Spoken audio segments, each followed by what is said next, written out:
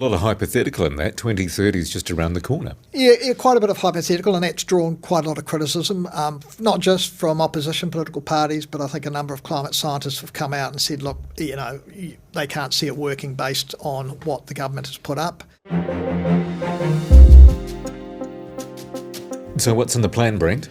Well, I mean, there's probably nothing surprising in the plan. It's what this government is saying for quite some time, that they're putting a lot of store in the emissions trading scheme to do all of the heavy lifting in terms of reducing emissions.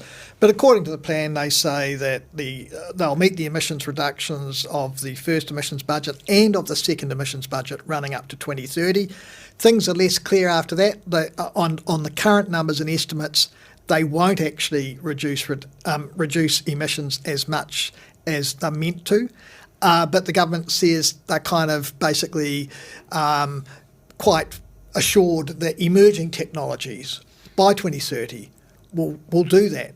Well, they don't state necessarily what they are, but in other parts of the plan, though, for instance, if you look at agriculture, they're talking about the various technologies in agriculture that are meant to reduce the amount of emissions from cows, for instance, methane and the like, and that those sorts of things will help them then carry on those emissions reductions beyond 2030. But very much based on also trying to encourage a lot more private investment into various technologies and what have you, and into renewable energy. That's obviously doubling the amount of renewable energy as part of the plan. So all those sorts of things. But we'll have to wait and see. A lot of hypothetical in that. 2030 is just around the corner. Yeah, quite a bit of hypothetical, and that's drawn quite a lot of criticism, not just from opposition political parties, but I think a number of climate scientists have come out and said, look, they can't see it working based on what the government has put up.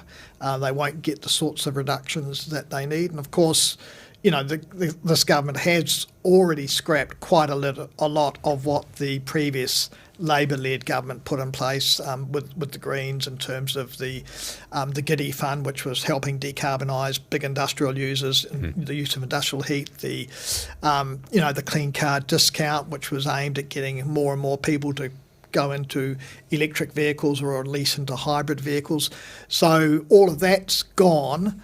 So no subsidies per se, but one of the big things will really be dependent on them getting the ETS right, because we know over the last few years, and including into this year, the auction system hasn't been working very well.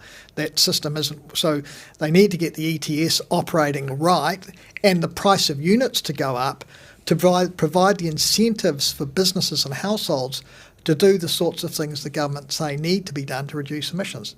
But of course, all at the same time, without pushing up inflation and making the cost of living pressures on households that much worse. Yeah, balancing it. So why is political consensus on this important?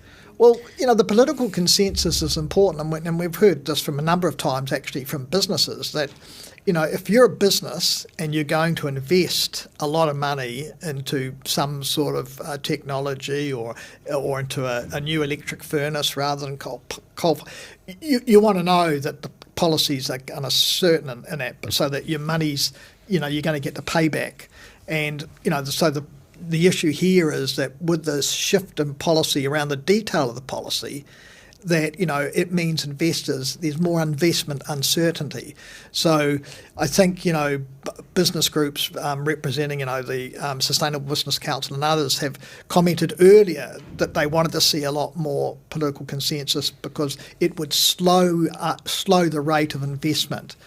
Because of that uncertainty. So, that is a big draw factor. And that comes down to also around the settings of the ETS, about getting political consensus around how should the ETS be set up. And at the moment, the coalition government too has largely been ignoring and has largely ignored the recommendations of the Climate Change Commission, for which there was consensus. But of course, one of the things was it only has an advisory role, which means any government of whatever stripe can ignore its recommendations, and largely this government has ignored its recommendations. To support our award-winning independent journalism, subscribe to nbr.co.nz.